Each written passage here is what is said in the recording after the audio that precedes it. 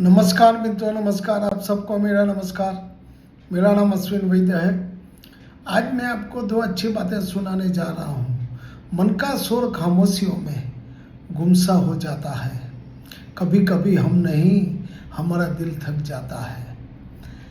नहीं समझता जब कोई दिल की जज्बातों को, तो सिर्फ चुप रहना ही बेहतर नजर आता है।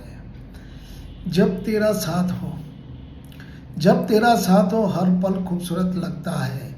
तेरी मौजूदगी में जिंदगी जैसे सजीव हो जाता है। तेरी मुस्कान मेरे सारे गम मिटा देती है और तेरी बातें मेरे दिल को सुकून देती है। तेरे बिना ये दुनिया अधूरी लगती है, जैसे आसमान बिना तारे। तू ही तो है मेरी खुशियों की वजह और मेरी जिंदगी का सबसे खूबसूरत हिस्सा।